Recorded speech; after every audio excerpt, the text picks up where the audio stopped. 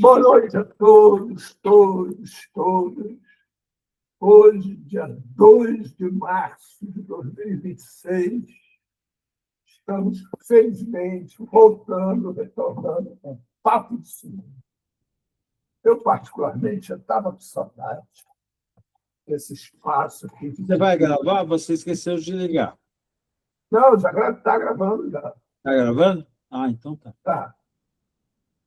Mas estou com saudade desse papo da gente, dessa coisa que a gente construiu de intimidade, com seriedade.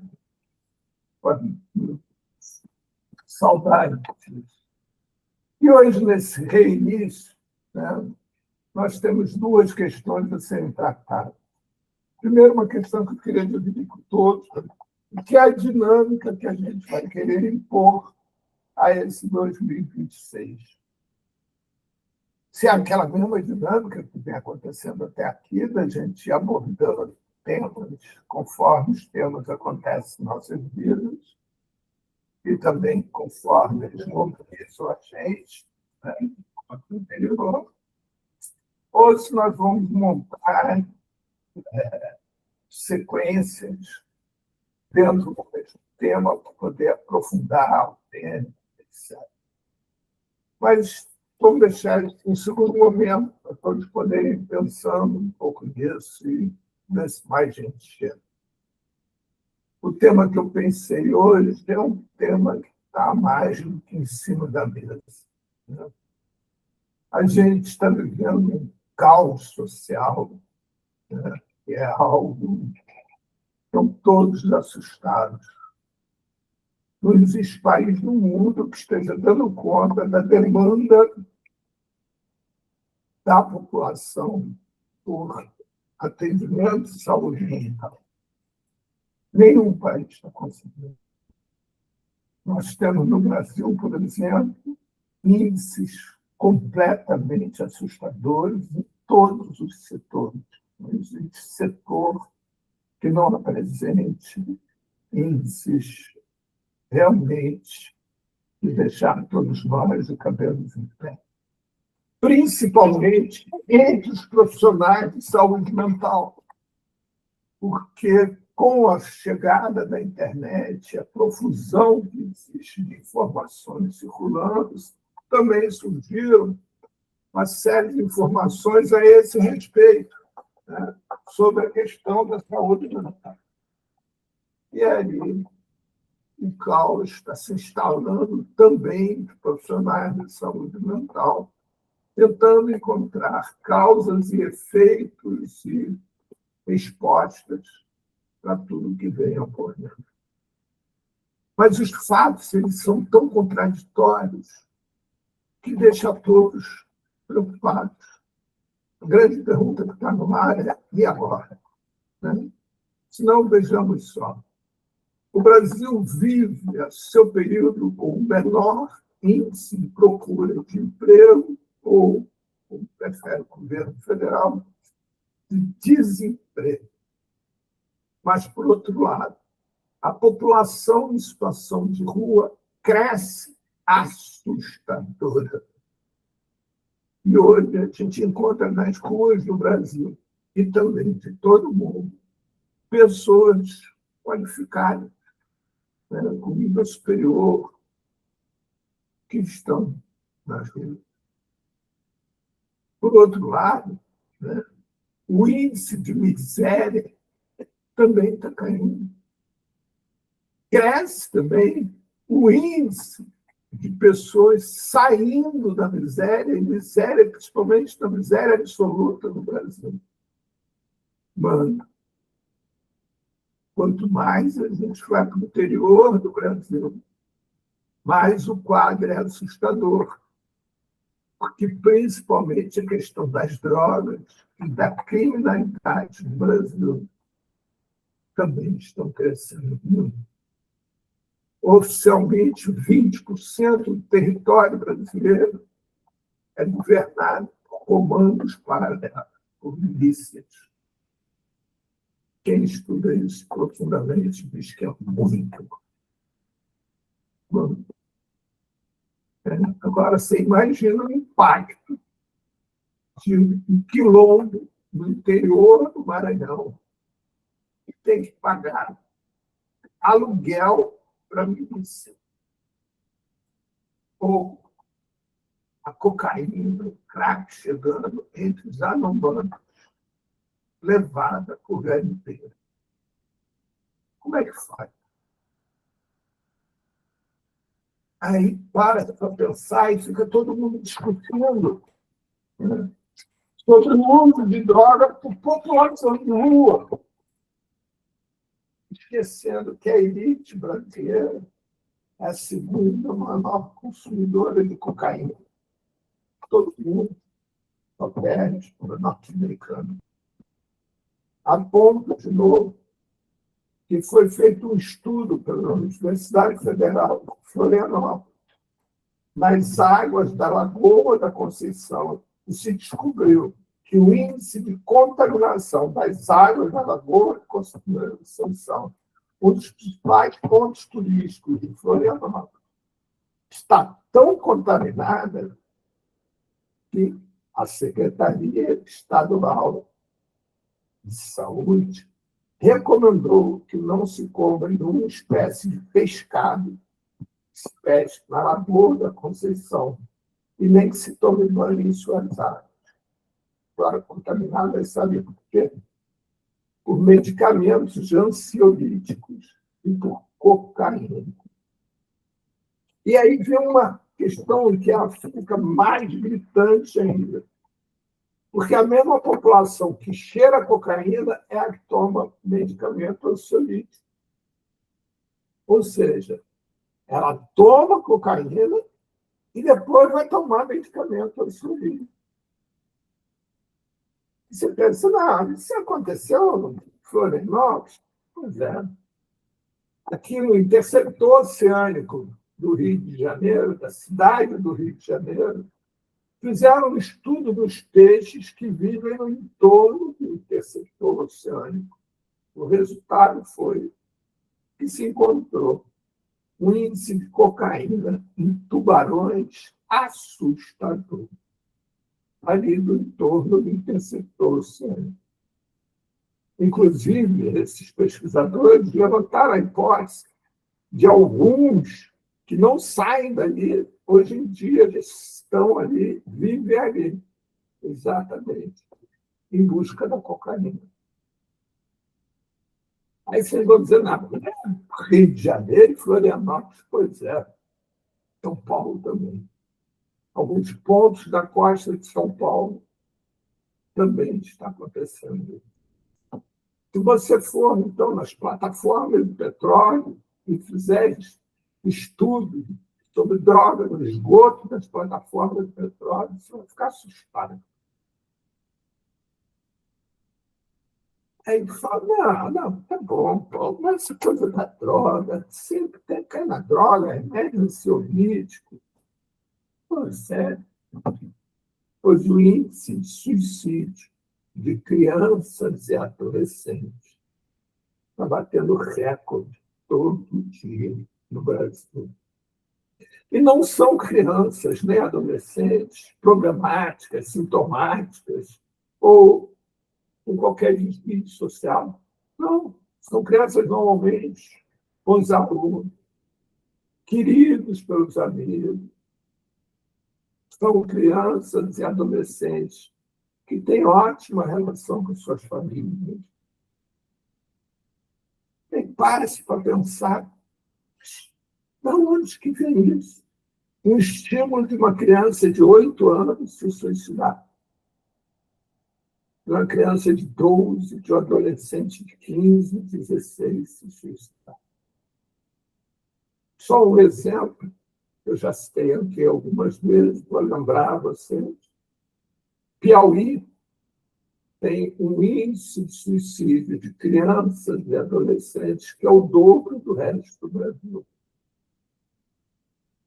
Nós fizemos um estudo no Piauí, nós, observatório, sobre isso, alguns anos atrás, e o que mostrava é que convenceram a essa geração que o único caminho que existe para eles saírem da miséria e tirarem a família da miséria é através dos estudos.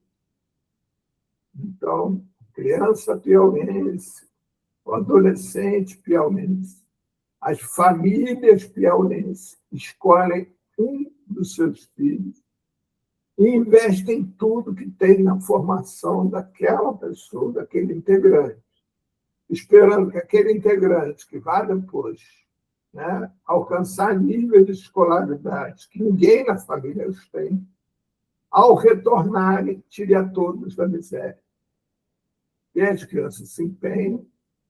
Algumas são premiadas em Olimpíadas de Matemática. Isso é só vocês acompanharam pelo jornal, vocês vão ver. Só que, mesmo com todos esses estudos, quando voltam para suas famílias, elas voltam para o cabo da enxada junto com o pai.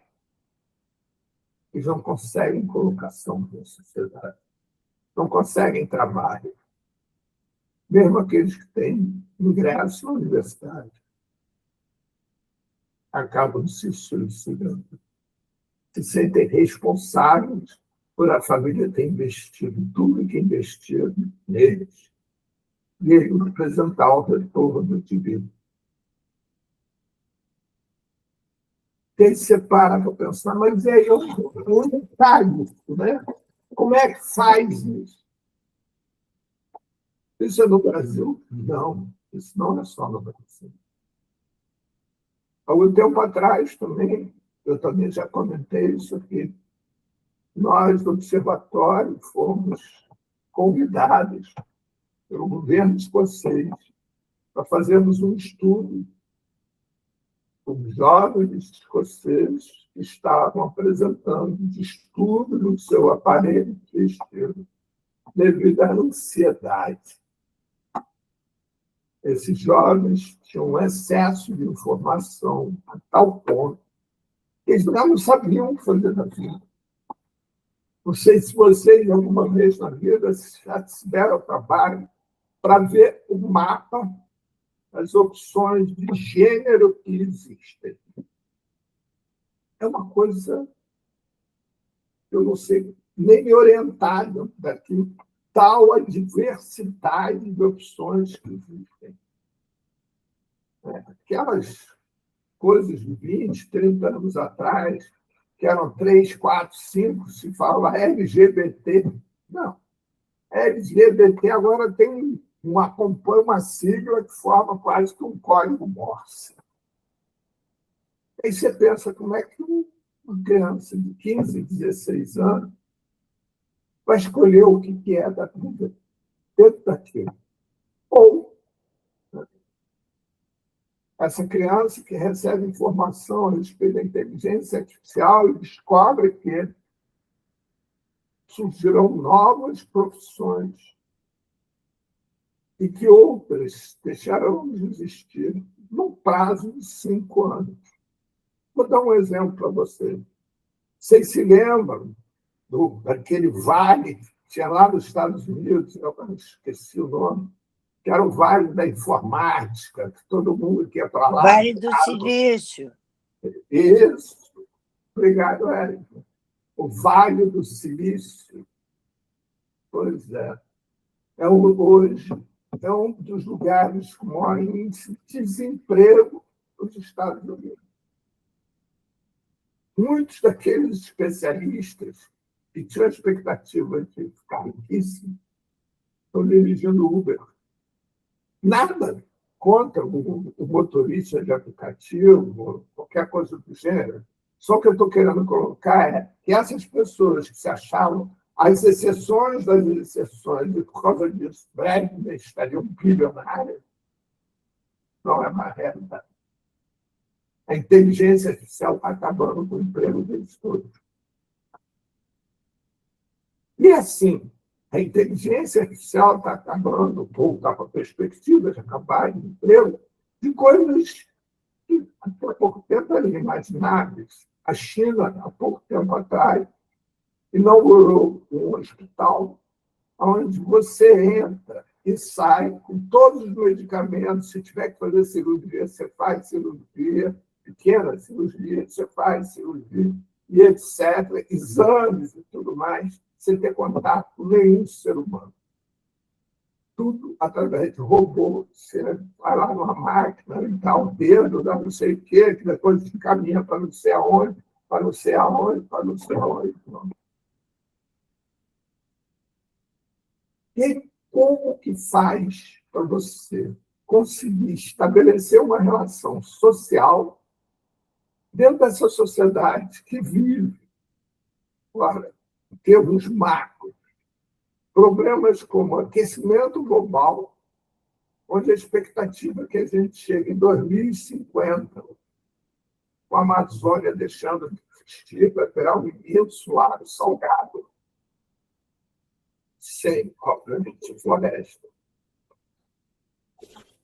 A partir de 2030, o Brasil, que é um país de jovens, terá como faixa etária o maior índice populacional os acima de 60 anos. Ou, tendo os Estados Unidos um presidente como Trump, que acha que é dono do mundo e resolve, vai ocupar países e determinar destinos ao gosto belo prazer. Como é que a gente consegue estabelecer uma dinâmica de vida projetada de uma vez estendida? O índice de natalidade em todo o mundo está reduzindo muito. Todo mundo. Não tem um país que, hoje em dia, você tem expoentes que já vinham, há algum tempo atrás, apresentando quedas assustadoras, como a Alemanha, como o Japão.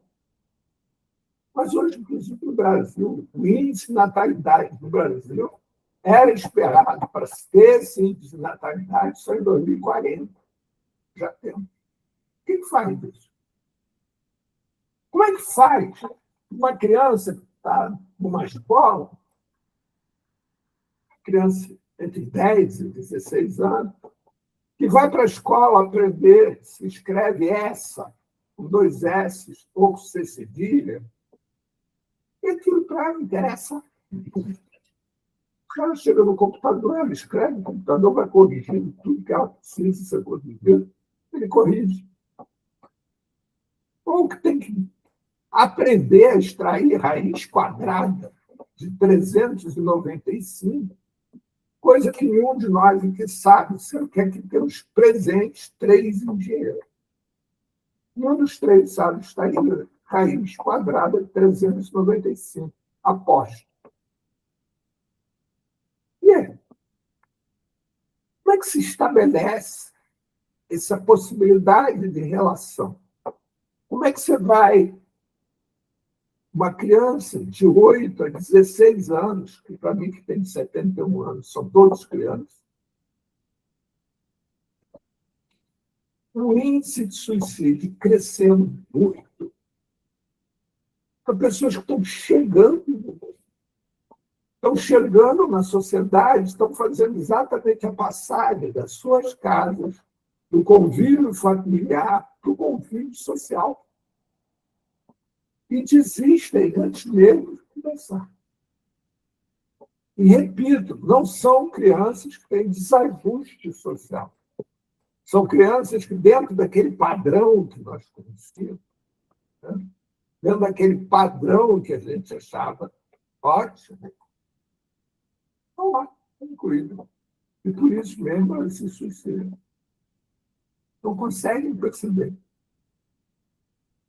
O que nós, do Observatório, hoje, podemos fazer, pensar, né?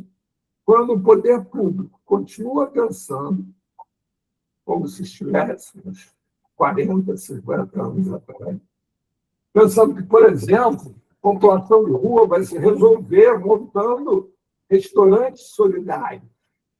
Então, é necessário ter restaurante solidário, porque, como dizia Betinho, quem tem fome tem pressa. Então, você tem questões sem ser atacadas imediatamente. Mas só isso não é possível. O Elon Musk tem uma entrevista célebre dele, um fórum de mega investidores mundiais, eram considerados 50 maiores investidores mundiais, foi feito na Arábia Saudita, não lembro, mas foi ano passado. Ele afirmava que daqui a 5 anos, no máximo, até 2030, nós vamos ter que ter uma bolsa universal, porque o número de desempregados vai ser tão grande que só com uma bolsa universal. E aí ele monta o raciocínio todo que essa bolsa resolve um problema, mas, de acordo com palavras dele mesmo, ele diz que o grande problema disso não é resolver essa questão de subsistência, é como que nós, seres humanos, vamos fazer para viver sem identidade social. Porque quando a gente vai, por exemplo, né, preencher a ficha do banco, lá a gente bota profissão. Zé da escolha. Não bota se a gente é pai, não, nada disso importa. Importa qual é a sua atividade social. E quando não tiver mais atividade social? Como é que faz? Se hoje o consumo de droga, a classe da elite cultural, elite financeira, já é tão alto a ponto de começar a ter questões, problemas, né? Onde existe descarga de esgoto. Imagine a hora que a gente se perder dentro dos nossos valores básicos de vida.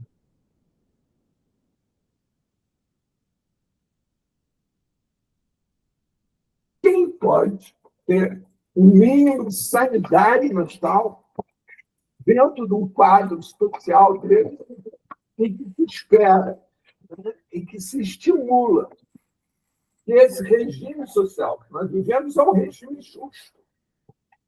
E quem não conquista os seus objetivos nesse regime é porque não se empenhou o suficiente. Se tivesse se empenhado mais, se não fosse vagabundo, se quisesse trabalhar, estudar, né? Seguisse a cartilha, seria bem-sucedido. E bem-sucedido aqui quer dizer que é a capacidade de consumo, não é ser cidadão, é a capacidade de consumo. Dentro dessa escala social, a gente teria o Elon Musk como o mais bem-sucedido. Não importa se ele se autodeclara uma pessoa infeliz, se ele se autodeclara um consumidor cada vez mais compulsivo de substâncias psicoativas, de drogas, né, ilegais. Nada disso importa.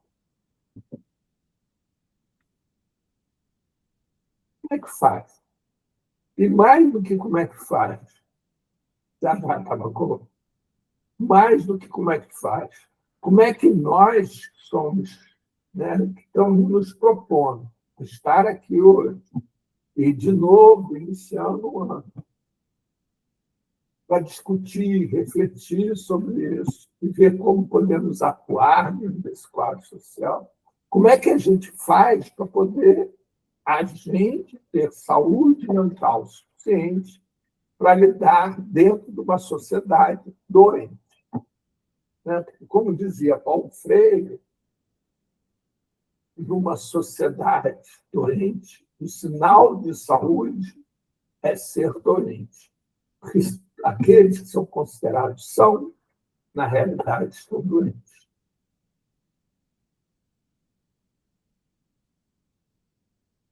Diga lá, Tabaco.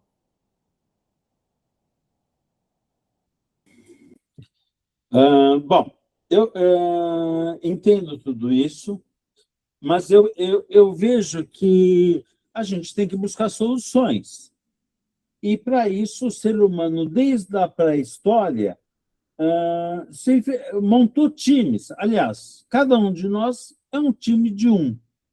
Agora, existe análise combinatória, nós estamos aqui num grupo de 6, dá para montar um monte de times diversos. associando cada um e cada time buscar uma solução. Eu acho que isso que a gente tem, eu acredito numa usina de ideias que alimenta a mente da gente.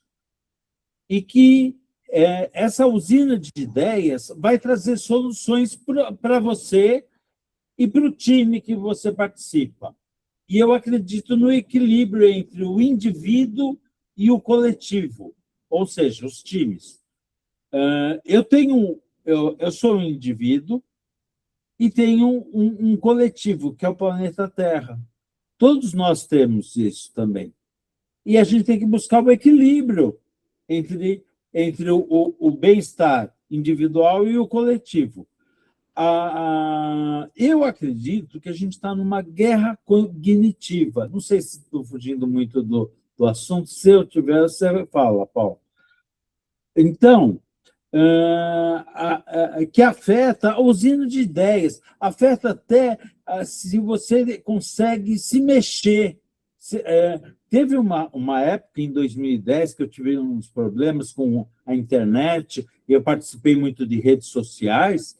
Nossa, eu fiquei um pastel. Eu fiquei 3 dias sem dormir, eu não conseguia... Eu me lembro que o meu irmão queria me levar ao psiquiatra, eu não conseguia escovar os dentes. Quer dizer, eu estava cognitivamente abalado. E eu acho que a gente está numa guerra cognitiva. E eu acho que a gente, para não ter problema mental, a gente tem que fazer isso que a gente está fazendo aqui hoje, que é se juntar em grupos, em times, e conversar, e refletir, fazer análise crítica de tudo. Então, a gente tem que encarar desse jeito, que a gente sozinho já é um time, a gente tem que buscar a solução. Nós 6 aqui somos outro time, temos que buscar a solução. É isso. O que vocês acham dessas ideias? Bem, quanto a mim, eu acredito muito nelas todas, até por isso. Eu estimulo a existência desse papo de segunda já há alguns anos. Né? Então, que é exatamente isso que você está falando, sobre uma outra ótica. Mas, assim, o que me chama cada vez mais a atenção, Tabacô, é que as pessoas estão cada vez mais resistentes às nossas ideias, ou seja, essa ideia de sentar e conversar e dialogar e buscar coletivamente soluções. Elas cada vez mais, por vários motivos, né, aumenta a procura por religiões, ou seja, por alguém que faça por elas, que produza milagres, que elas possam, inclusive, fazer doações materiais, né, mas que isso redunde nela. Os retornos que elas não veem como conseguir. E, por outro lado, aqueles que não recorrem à religião, dado a incógnita que existe quanto ao que seria um Estado. Né? Um Estado, como eu digo, aí, uma estrutura estatal de governar um país. Né? Como se estabelecer isso? No Brasil, nós cada vez mais afunilamos e, ao mesmo tempo, cada vez mais governamos, né? Porque o Estado em si é comandado por agentes do submundo. Você vê esse Banco Master, por exemplo, esse escândalo do Banco Master destruiu, por fim, o pouco que a gente ainda tinha de crença em algum tipo de instituição. Né? Quando a gente olha o que está acontecendo, porque assim, o assustador não é nem o que aconteceu. O assustador é o que está acontecendo, ou seja, as pessoas são pregas no fraga, cometendo crimes, cometendo desvios morais, éticos, etc., e continuam nos seus mesmos lugares como se nada tivesse acontecido. Tudo continua como danço. Há um Borcário, o chefe das quadrilhas, está preso na sua mansão, na prisão domiciliar dele, não é num quarto, não, na sua mansão, com todos os seus empregados, todos circulando pela casa dele, quem ele quiser. Né? Tá proibido, tá? Então, e por aí vamos. Entendeu? Tá? Uma coisa, os juízes envolvidos, mais do que até o pescoço, afogados nessa lama, continuam julgando, continuam mesmo. E aí, como é que se vai acreditar num Estado corrompido dessa natureza? A pessoa que está concorrendo à presidência da República, né? Nessa história, representando o bolsonarismo, o Flávio Bolsonaro, ele acabou de declarar que comprou 131 apartamentos à vista, cash, em dinheiro vivo, sem comprovar a origem desse dinheiro. Porque ele diz que ganhou esse dinheiro todo, quer dizer, não, ganhou dinheiro para comprar a mansão em Brasília, 6 milhões e meio de reais, advogando, porém não existe nenhum tribunal do Brasil algum processo que tenha a assinatura dele como advogado. Ninguém, não apresenta nenhum cliente, mas apresenta ganhos que justifiquem. Então, não sei se vocês acompanharam, ele acaba de declarar que vai atuar como advogado do próprio pai, que o pai vai pagar ele para ele ser advogado.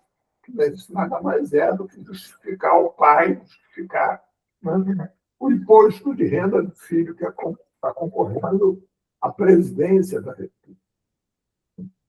Bem, então, dentro disso tudo, fica muito difícil você ter algum lugar para ser coletivo de Camacuã.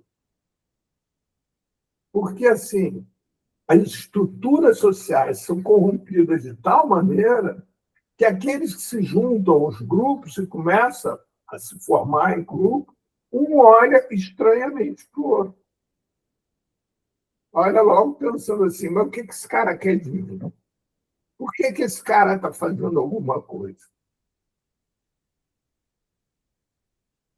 E aí, como é que a gente, nós 6 aqui, né, que estamos nos empenhando, tentando conversar, estudar, ler, fazer o que nós podemos fazer, né? Para pensar em alternativas de vida social saudável, como é que a gente faz para caminhar e para atrair pessoas para essas nossas ideias, que venham participar aqui do Papo de Segunda? Você vê que nesse período último, o público do Papo de Segunda tem reduzido muito, e não é só no Papo de Segunda. Todos os espaços têm reduzido muito. Só tem aumentado dentro de espaços de culto religioso. E nos blocos de carnaval, agora, recentemente. E, por outro lado, se a gente para olhar e para pensar, existe uma carência enorme exatamente dessa atividade que você chama atenção, Tamacou. Os consultórios de psiquiatria, de psicologia, etc., estão lotados exatamente por causa disso. Falta do convívio social. As pessoas sozinhas se perdem, naufragam nas suas próprias ansiedades e aí ficam afogadas nas suas ansiedades. Entram em crise de depressão, mergulham na droga. É exatamente isso. Que caminho seguir? Até porque, a partir da ausência desses espaços que você, advoga, falou, e eu também, só surge a solidão, e na solidão eu tenho que encontrar a solução para o meu problema. Mas, cara, se eu não sei evitar o problema, como é que eu vou encontrar a solução para o problema?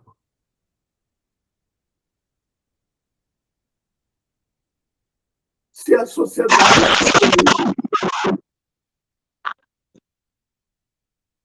se a sociedade Adriana, isso. Se a sociedade que poderia, né, me ajudar a sair dessa solidão não tem organização para eu poder escolher aonde que eu vou estar. Porque é essa questão também, né?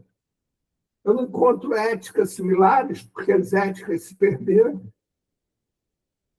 Você já não sabe mais, a partir de uma definição, você perguntar para alguém, alguém te dizer politicamente, né? Ah, não, porque eu sou de esquerda, eu sou de direita, eu sou um socialista, eu sou qualquer coisa. Isso não quer dizer mais nada. Está tudo tão misturado, isso não quer dizer mais nada. Diga até uma coisa. Bom, primeiramente, queria dizer que eu acho necessário o Estado, tá? O único objetivo que eu vejo no Estado é conter a ganância humana, combater, pôr limite no egoísmo. Então, eu acredito que um Estado, por exemplo, tem que cobrar imposto de rico e cuidar do coletivo. Veja bem, cabe a nós nos reunirmos e colocar pessoas no Estado, governantes, que tenham um caráter altruísta, que pensem no coletivo. Como na China, não é perfeito, tal, mas tem um partido comunista lá que pensa no coletivo. Existe uma ideia de incluir as pessoas. É isso que a gente precisa. Não precisa ser mais comunismo. A gente pode inventar novos sistemas econômicos. O que interessa é a gente defender o interesse dos menos favorecidos e procurar incluí-los. Eu sou contra a renda mínima. A gente quer dignidade, a gente quer salário, pleno emprego e salário digno. E emprego existe no desenvolvimento de software, no desenvolvimento da cultura, no desenvolvimento científico, redução de jornada. Você reduz a jornada e mais gente pode trabalhar, cada um trabalha um pouquinho. Existe, tudo é equacionável. A gente precisa equacionar a economia. A gente tem computador, a gente faz simuladores, a gente resolve, procura, monta equipes para buscar soluções.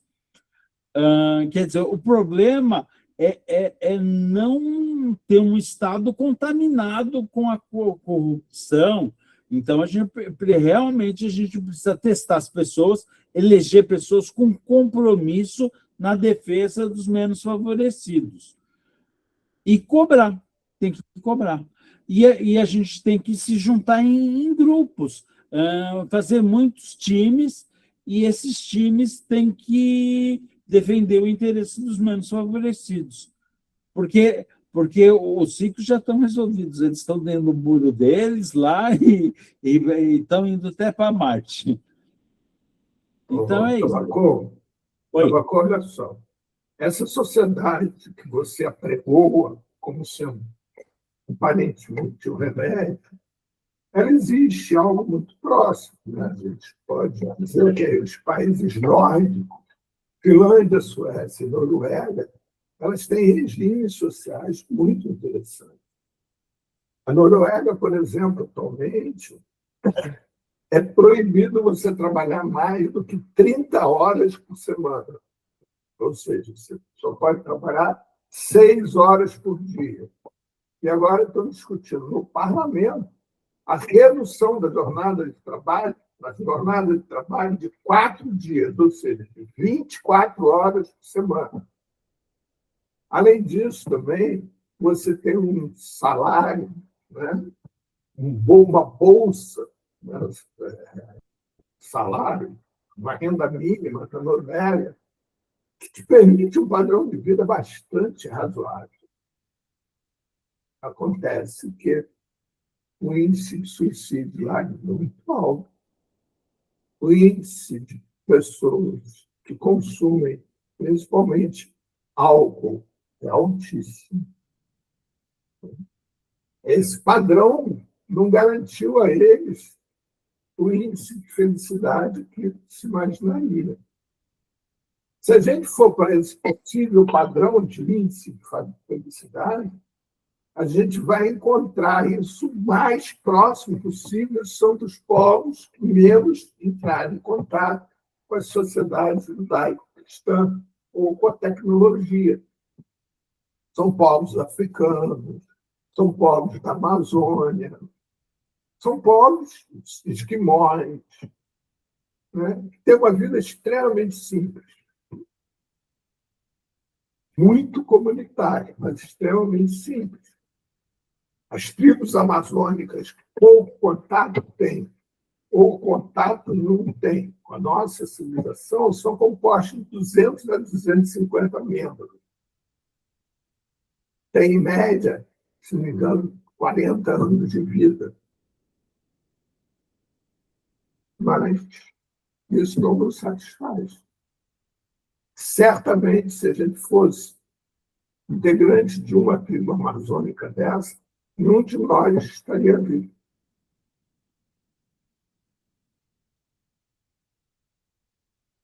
Essa resposta que a gente pode pensar, né, não é tão simples. Se a gente pensar o povoado, o conjunto humano, que tem a maior média etária, é um povoado russo, lá na Sibéria, que tem uma dificuldade de acesso absurda. A média de idade dele, faixa etária deles é de 100, não sei quantos anos. É mais de 100, eu não me lembro. Assim, eles costumam se casar aos 40. Mas a questão deles é que tem duas questões. Em primeiro lugar, é extremamente frio, o que dificulta muito a propagação de virose e, consequentemente, doença. E segundo, como eles são um povoado muito pequeno, o contato entre eles é muito grande. E a vida social é muito forte. Pois não, Helena?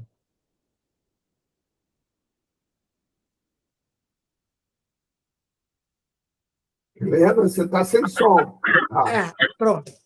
Eu estou achando Boa muito, noite. eu estou achando muito interessante as ideias. Mas eu acho que a gente não vai conseguir chegar num modelo de como será o futuro.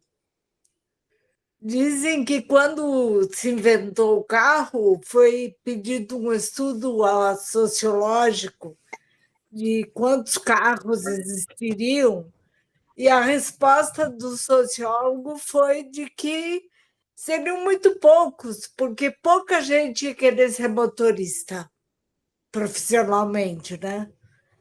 E, no fim, aconteceu que todo mundo aprendeu a dirigir e milhões de carros no mundo.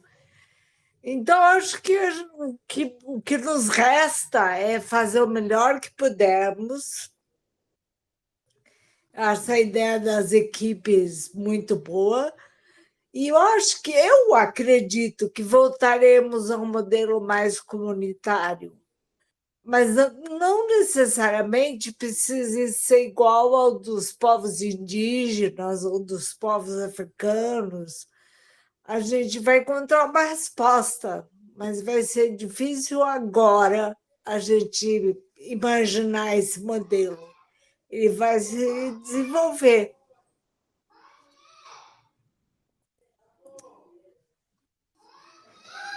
Terminei.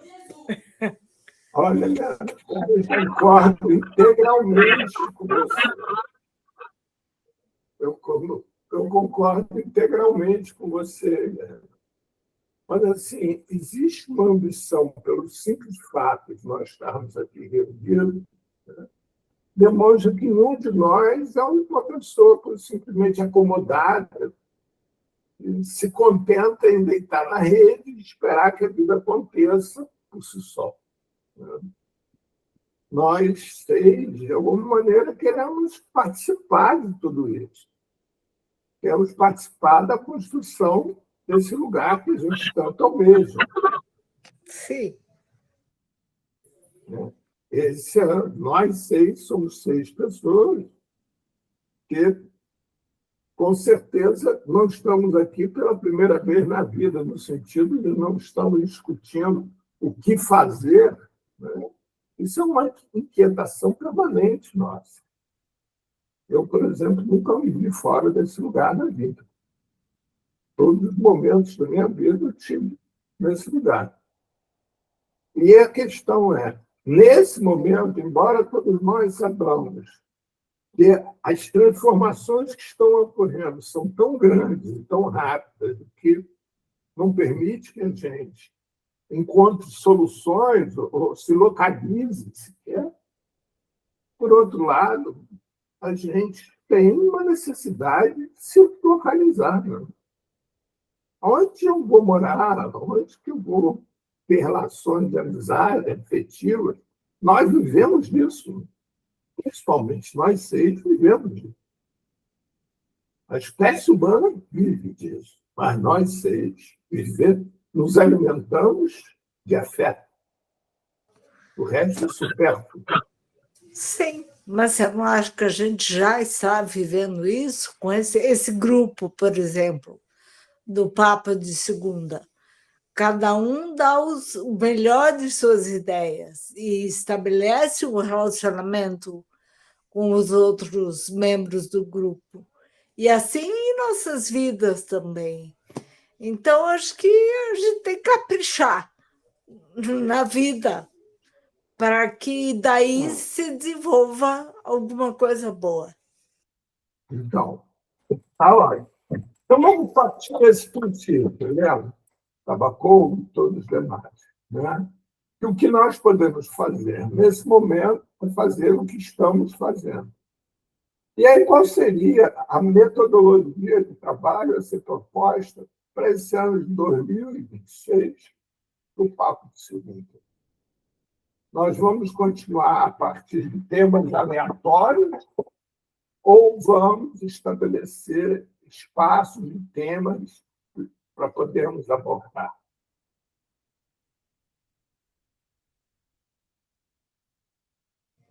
Eu acho que no ritmo em que as coisas estão acontecendo no mundo hoje, talvez uma ideia seja comentar o que está acontecendo. Hoje, por exemplo, a invasão do Irã e a resposta que o Irã deu a isso. Sim, mas isso assim. Mas isso não permite que a gente aprofunde aquilo que nós estamos pensando. Né? A gente vai ficar numa superficialidade e tratando de muita coisa que não é da nossa especialidade. Tem razão. Assim, vou dizer para vocês o que nós já temos acordado até aqui. Na semana que vem estará conosco a coordenadora do curso de pós-graduação, mestrado e doutorado da Universidade Federal do Rio Grande do Norte, de saúde mental. Ela vai estar nos fazendo um quadro da saúde mental no Rio Grande do Norte. Depois, nós vamos ter aqui o Hugo, que há muitos anos, milagrosamente, é o superintendente de saúde mental da cidade do Rio de Janeiro. Também vai estar nos trazendo um quadro da saúde mental da cidade do Rio de Janeiro. E aí, como é que a gente continua desdobrando isso? Como é que a gente continua pensando nisso?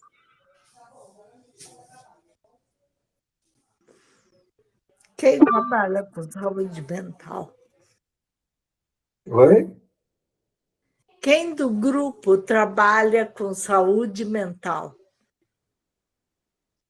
Tem a Edna, trabalha, eu trabalho, a Adriana trabalha, mas não é essa a questão, eu estou falando de metodologia de trabalho. Fala, Alexandre. Oi, boa noite. Boa noite. De a questão do Irã, o pessoal estava comentando, aí eu lembrei e postei.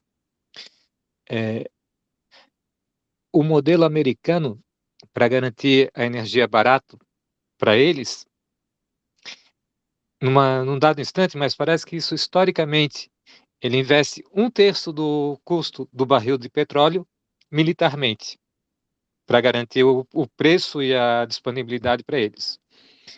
Eles consomem, sei lá, 8 vezes mais energia do que um brasileiro, e na época lá falava em 40 vezes mais do que um país subdesenvolvido. E isso cria um problema, porque proporciona para uns uma condição muito superior do que para outros, e de forma subsidiada. Ah, e essas questões envolvem, né, essa questão dos automóveis lá no início, né, toda uma estratégia para desenvolver a indústria automobilística e esse padrão de vida, né, desejado. Uma outra coisa que chama atenção é que se fala que em outros países da Europa a questão de suicídio é mais alto, mas também é uma questão que os países que têm uma maior menos diferença entre a sociedade, elas têm um nível de felicidade maior, o que é estranho, né? E especificamente aqui em Blumenau tem uma questão. Foi em 2023 que uma pessoa matou 4 crianças dentro de uma escola. E hoje há nos colégios uma hipervigilância das crianças. E ainda vem os pais reclamar caso a criança voltou para casa com o uniforme sujo. Quer dizer, a criança na sala de aula ela tem que ficar quietinha, bem comportada, não pode sair do trilho, porque senão ainda é repreendido pelos pais, e na escola acaba sendo mais repreendida ainda, né? Seria isso, para Aba- trazer reflexões, né? Abacou, você quer comentar alguma coisa? Sim, você perguntou como faríamos, né? Você vai trazer essas pessoas para a gente abordar o tema da saúde mental, e eu acho que em tudo que a gente faz na vida, a gente está fazendo análise crítica do entorno da gente. E a gente faz análise crítica do que as pessoas, os seus convidados, vão trazer. Eles vão dar inputs na nossa mente e a gente vai refletir. E eu acho que a saúde mental, tanto quanto a prevenção do suicídio como a saúde mental, estão ligadas, dependem justamente de as pessoas conversarem mais. Eu sou pelo mais conversa, menos remédio. Eu acho que a conversa e a reflexão é o remédio para a saúde mental e para a prevenção do suicídio também. Se as pessoas conversassem mais, eu acho que elas iam, antes de fazer uma besteira, iam refletir, iam trocar ideia. Quer dizer, é uma falta de hábito que está ocorrendo. As pessoas estão ficando muito na telinha, muito no celular, assim. Elas participam de tribos. Existe a tribo dentro ali da rede social, né? E eu não sei, o bolsonarismo, por exemplo, é uma tribo.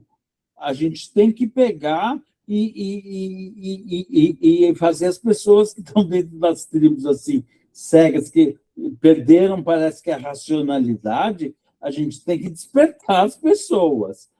Como, eu não sei, mas a gente tem que conversar mais com essas pessoas, trazer para a realidade. Ou elas, daqui a pouco, o pessoal vai achar que todo mundo vai começar a achar que a Terra é plana. Quer dizer, pelo amor de Deus, vamos conversar. Ó, a gente pega um avião, dá a volta no mundo, tem fusos horários. Quer dizer, dá para argumentar. Desde criança, a gente aprende, com 7 anos, a gente já tem a ideia que a Terra é redonda, né? Quer dizer, é falta de conversa. Eu acho que aqui estamos numa roda de conversa. Eu acho que a gente, na medida do possível, cada um de nós tem que gerar outras rodas de conversa. A minha ideia é conseguir verba e com verba eu vou fazer um monte de rodas de conversa. A minha ideia é muitas rodas de conversa, é um sistema de comunicação. As tribos precisam se comunicar. Eu faço parte de um partido político, eu sinto que as pessoas lá dentro não conversam. A gente precisa criar uma estrutura de comunicação democrática. E roda de conversa é isso, é uma célula desse instrumento de comunicação democrática. Agora, a gente precisa multiplicar isso. Se a gente fizer uma roda de conversa de 13 e cada uma dessas 13 pessoas fizerem mais rodas de conversa de 13 e montar uma estrutura de instâncias, em 9 instâncias você põe um mundo para conversar. Então, eu acho que é conversa. Toda semana tem que ter conversa. E se uma for pouco, mais de uma. Agora, se uma pessoa a cada semana conversar 2 horas, eu acho que já está bom. Agora, os que têm tempo e podem participar, por exemplo, se numa roda de conversa você elege alguém para te representar numa instância superior, daí uma pessoa vai participar de mais rodas de conversa por semana. Mas, não sei, é uma estrutura a ser pensada, o que vocês acham? Estrutura de comunicação. O que afeta a saúde mental e o suicídio é a falta de comunicação, a falta de reflexão, a falta de mostrar que a vida vale a pena, o mundo é bonito, o passarinho voa, tem as árvores, o mundo vale a pena, respirar é gostoso.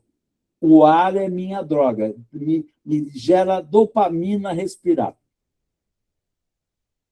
Tabacão, olha só. Primeiro eu vou falar um pouco, responder ao Alexandre, e depois eu chego a você. Até porque acho que as respostas estão juntas. Alexandre, quanto à questão da escola, vou te dar um exemplo que atualmente me parece bastante significativo. A Dinamarca está acabando com todos e qualquer escola ou pré-escolar que pudesse atender crianças com menos de 3 anos de idade. E os responsáveis por aquela criança têm uma bolsa para que eles cuidem daquela criança. E o que a Dinamarca está fazendo é o seguinte, colocando o que ela chama de receptores, né, nas praças públicas, nos parques, de tal maneira que, se você for pai de uma criança com menos de 3 anos de idade, e tiver que ir ao médico, quiser ir ao cinema, ou qualquer coisa do gênero, você deixa lá na praça com essa pessoa, e teu filho vai ficar lá, e depois, quando você voltar, você pega lá na praça. Agora, esses lugares colocados, as crianças, são lugares que têm terra, tem muita natureza. Então, a ideia é que as crianças tomem banho de lama, tomem banho de chuva, brinquem, retomem aquelas brincadeiras que nós fizemos, que eu fiz 70 anos, nas nossas infâncias, jogar água no rosto, coisas do gênero. Tá? Brincar de fazer comidinha, coisas assim. Com isso, Tabacão, a gente chega um pouco a esse lugar da questão da socialização, né? E da questão do suicídio de crianças. Quando eu estava fazendo todo esse trabalho sobre o suicídio, o observatório, eu estava também participando dele, sobre suicídio, uma das coisas que nós ouvimos foi o índice de suicídio entre crianças nativas, ou seja, crianças indígenas, né? Que é bastante alto. Em alguns lugares, inclusive, é mais alto do que os não nativos. E aí, eu conheço alguns pessoas, né, indígenas e tal, e fui conversar com essas pessoas nativas, sendo que um deles é um pajé bastante conhecido nesse passagem, o outro é um intelectual muito conhecido também. E a resposta deles foi em direção oposta à nossa. A resposta deles era assim, porque na crença deles, as pessoas vêm para cá, né, participar desse mundo, para amadurecer seus espíritos. E aí, quando elas já têm os seus espíritos amadurecidos, elas vão embora. Então, as crianças que se suicidam, ainda crianças, elas se suicidam porque elas vieram para cá para amadurecer, já com o espírito amadurecido. E aí só precisavam estar na Terra, no planeta, naquele período. Não tem nada a ver com desajuste mental ou qualquer problema. Muito pelo contrário. A resposta foi, para mim, né, eu escutei, era assim, posso te dizer, meio parecido, né, falando assim, Paulo, essas crianças estarem aqui na Terra, elas estão só se sujando, elas não estão se limpando, se preparando para nada. Tudo isso que você traz para a gente, né, essa resposta foi dada porque eu estava participando de um grupo de trabalho. O que você traz para a gente é pura e simplesmente que a sociedade que a gente vive, vou usar o termo que eles usam, é uma merda. E essas crianças não são para ficarem na merda. Essas crianças são para ficarem num lugar mais elevado. Por isso elas foram embora. Elas foram embora porque não deviam estar aqui. Então, essa vinculação entre suicídio e saúde mental, eu não concordo tanto assim, não.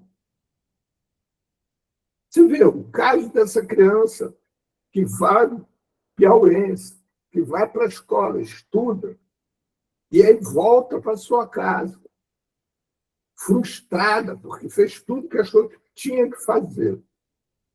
E volta para sua casa, no mesmo lugar onde ela estava, com aquilo que ela passou os últimos anos da vida dela fazendo, 10, 15 anos, fazendo, se dedicando a estudar. Não serve para nada. Absolutamente nada. Ela faz o quê da vida? É ela que está doente ou é a sociedade que está doente? A sociedade que produz gente assim.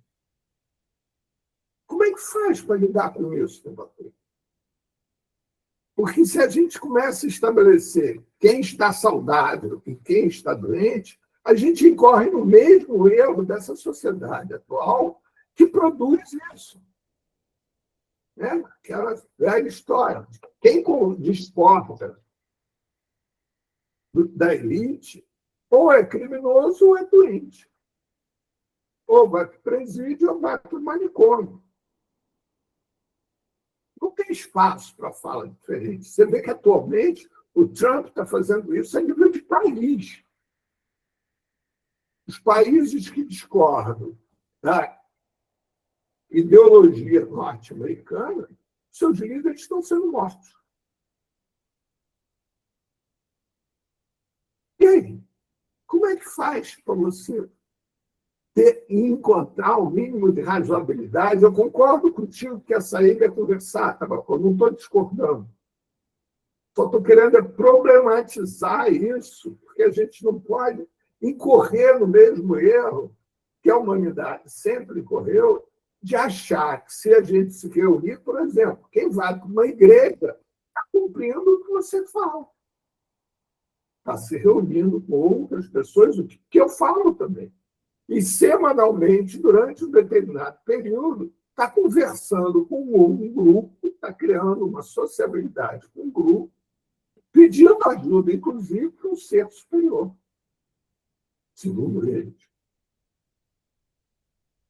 Eu, segundo o que eu acredito, o que eu penso, minha ética de vida, vai entrar, vai sair do mesmo jeito. Eu tenho uma pergunta a esse respeito. A criança que ela comete suicídio, eu não sei, não é por falta de uma vida divertida. A infância devia ser uma fase divertida da vida, que ela brinca, que tem atividade lúdica, sim, sem pressão. Será que não é por pressão exagerada que gera o suicídio, por falta de perspectiva de uma vida divertida? A vida tem que ser divertida. A gente brinca de viver, e a brincadeira tem que ser divertida. Se você impõe uma atividade que a pessoa não vê saída, ela fala, a saída é a morte. Será que não é isso? É pergunta isso. Então, vou citar um caso que foi explicitado, foi discutido várias vezes, apresentado em vários encontros nossos, sobre suicídio infantil.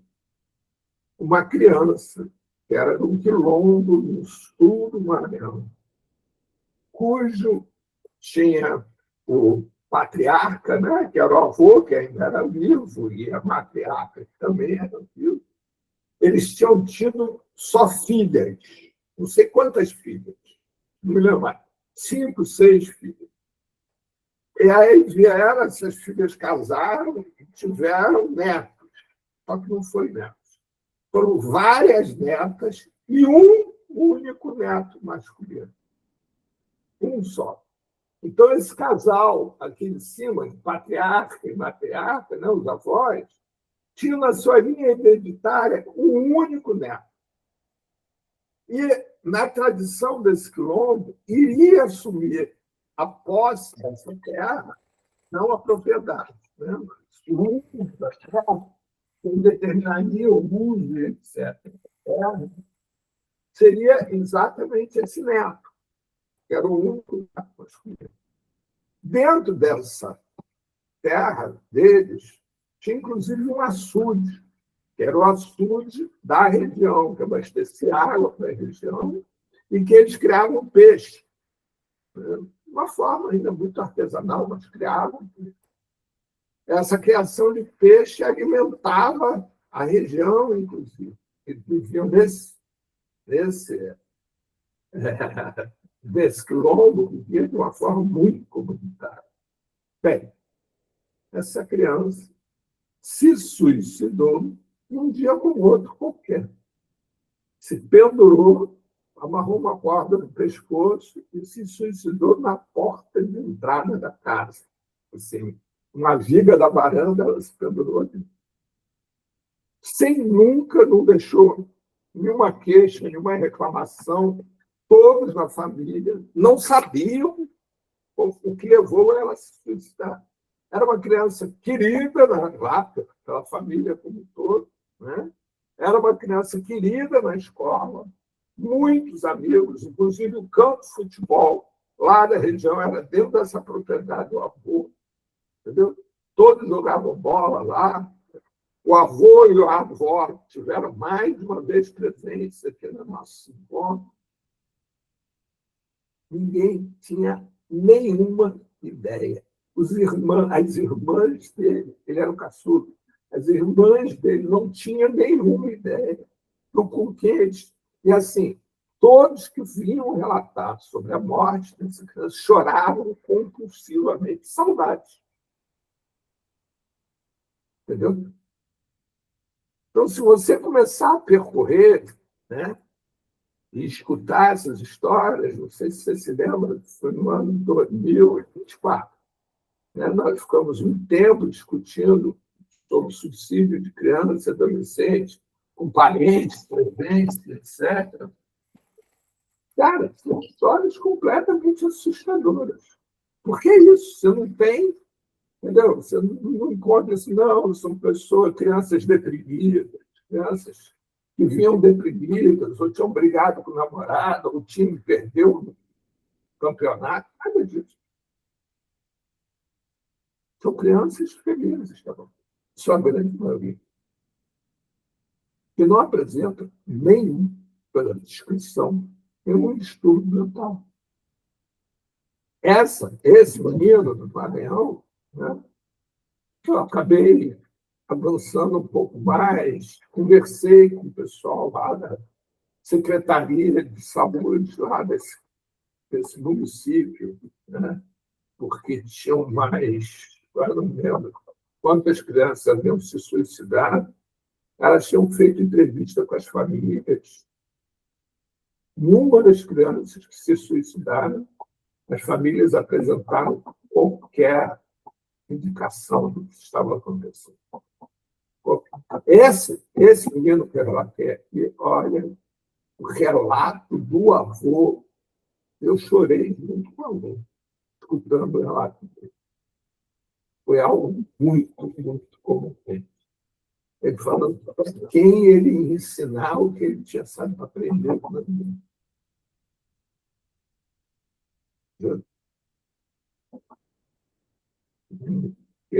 O menino era o herdeiro dele. E era o herdeiro dele, não no material dele, mas na cultura. Criação de peixe, da fabricação de ração para os peixes, tudo. Estava aprendendo a saber se ia chover, se não ia chover, de acordo com os sinais da natureza. Tudo que você pudesse imaginar. Edna, você hoje está calada de fato. Nada, tô. Às vezes a gente fica se sentindo um pouco impotente, né? Mas eu queria lembrar, assim, que está havendo um movimento da sociedade, pode ser muito tênue, mas eu penso que está havendo. Vou dar um exemplo da questão do mundo corporativo. O mundo corporativo é um comendo o outro, né? E acho que até vai ficar mais ainda com essa questão da inteligência artificial. Bem, e aí o índice de burnout, de afastamento, tudo isso aumentou, como, né, foi falado aí no início da nossa conversa de hoje. E não sei quem, né, fez uma norma, chama NR1, exigindo, né, que toda empresa tem que ter um serviço de saúde mental com psicólogo. Eu vejo que isso já é um movimento. O outro ponto que você ainda agora, para mim, você falou a palavrinha que eu acho que tem norteado aí nesse governo decepcionado, etc., etc., é a questão da ética. Ética. Então, essa questão dos princípios, da ética, eu também não sei como, né? Como que a gente poderia repensar a ética que a gente está deixando, sabe, Paulo? Na hora que o sujeito pede para voltar à ditadura, o general Russo, etc., etc., que ética é essa de pessoas que viveram a ditadura? E a gente vê, hoje em dia, essa questão sendo reproduzida, né? Uma coisa que eu ia até sugerir, se o grupo concordar, e você também, que eu tinha muita vontade de ter uma visão ampliada sobre essa questão do feminicídio. Eu queria muito entender, né? E aí eu tive até pensando se seria interessante a gente fazer uma rodada de sugestões e a gente, uma vez no mês, a gente ter um convidado para atender essas sugestões que o grupo dê, que não necessariamente diretamente esteja ligado à questão do uso abusivo de álcool e drogas. E nos outros 3 semanas, a gente discutisse essa questão de álcool e droga. Eu não sei o que o grupo pensa a respeito, né? Essa questão da violência sexual também, apesar da liberação sexual, da pílula anticoncepcional, de não sei o quê, a gente tem visto casos, né, de estupro, etc, etc, etc. Assim, qual uma análise ampliada que a gente poderia ver? Eu sei que quando a gente fala sobre isso, as pessoas falam assim, não, devia estar todo mundo drogado. A primeira fala é essa, né? Mas depois, né, quando se a gente tem oportunidade de conversar, aí a gente vai mostrando outras facetas, né, dessa atitude. É isso. Olha, em primeiro lugar, eu achei ótima essa sugestão da gente ter, na segunda-feira do mês, para trazer um convidado para abordar um tema eleito pelo grupo, né?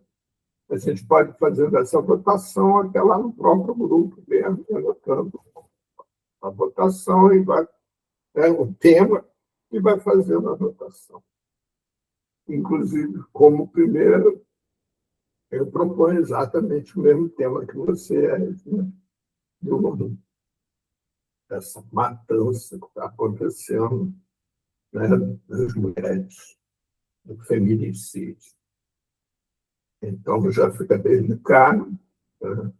Agora, eu queria que a gente você pudesse propor, Edna, se você conhece alguém que pudesse vir abordar esse tema aqui conosco, né? Não conheço, não. Tá bom. Eu o conheço, eu posso. Não sei se Serena, Alexandre, Tabacou, se vocês conhecem, mas se alguém conhecer, pode apresentar. Não, eu posso para sugerir alguém. Tá?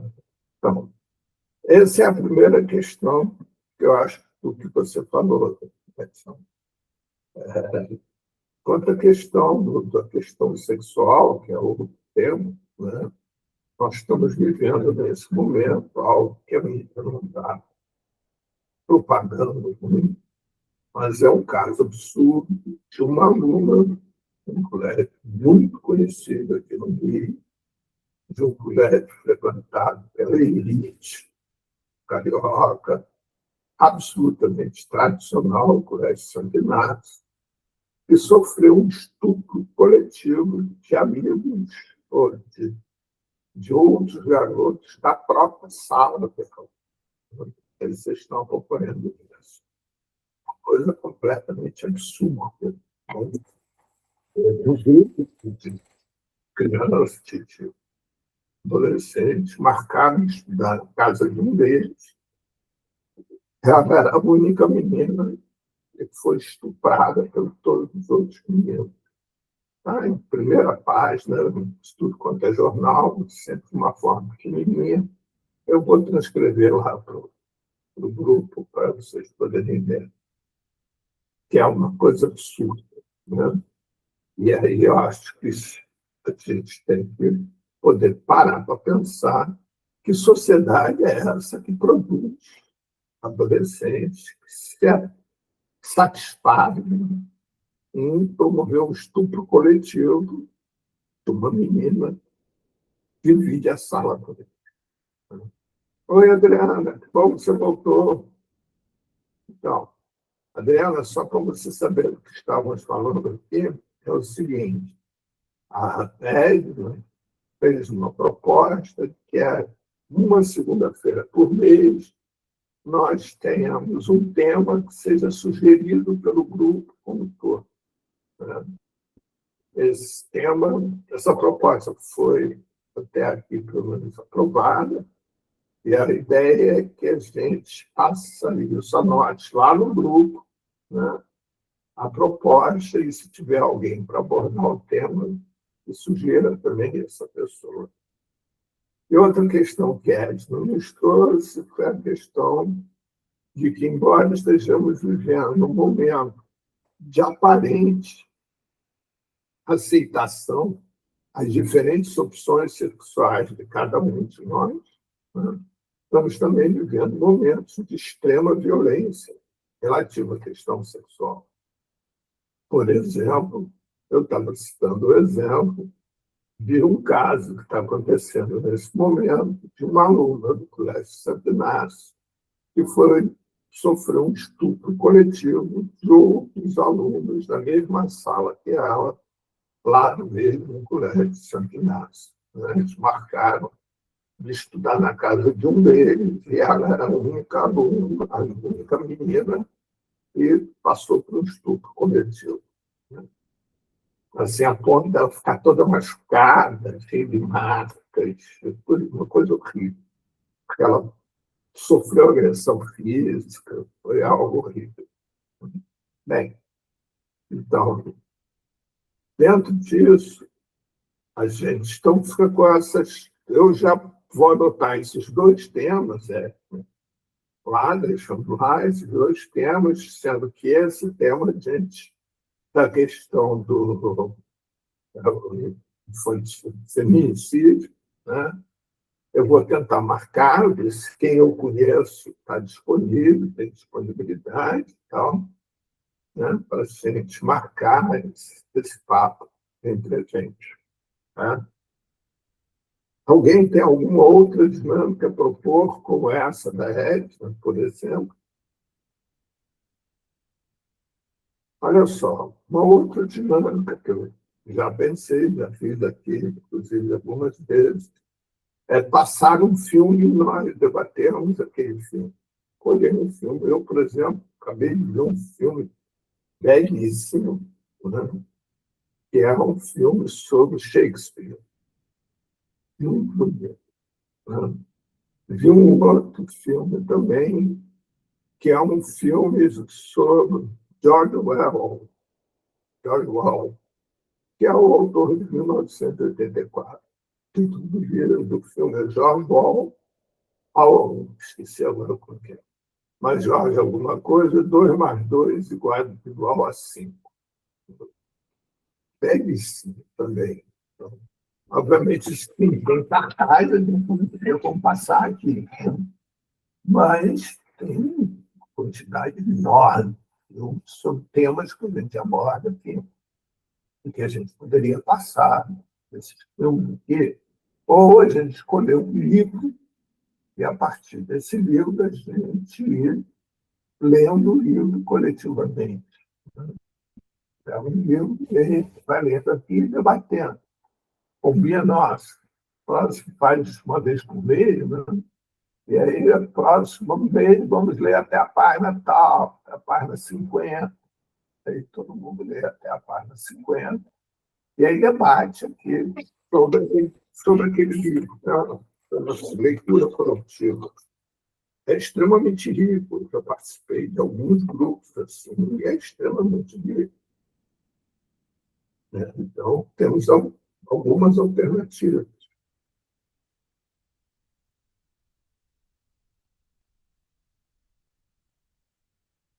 Vamos fazer o seguinte: segunda-feira que vem, tem a Paula falando sobre saúde mental no Rio Grande do Norte.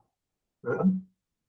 Então, a gente pode ir pensando, já temos essa alternativa da Edna, a gente pode ir pensando sobre a alternativa, essa alternativa do livro. Eu acho que é muito interessante, porque estabelece um caminho, e através desse caminho a gente tem um longo percurso. Né? Porque essa conversa coletiva vai encontrando e trazendo outros caminhos que eu não vejo. E aí vocês pensam, vão pensando nisso, e a gente vai vendo como construir esses caminhos. Pode ser assim? Pode, minha opinião. Pode. Então, vamos ficar assim. Né? Segunda que vem, estamos com a Paulinha aqui. Falou? Tá certo. Tá bom? Tá bom. Foi ótimo. Deve ser Ótimo ver que vem. vocês. Adorei bater um pouco da saudade. Também. Até Beijinho. lá, pessoal. Beijo. Tchau. Tchau. Tchau, boa noite para todos. Abraço. Boa noite. Boa noite. Valeu, boa noite. Boa noite. Boa noite, boa noite.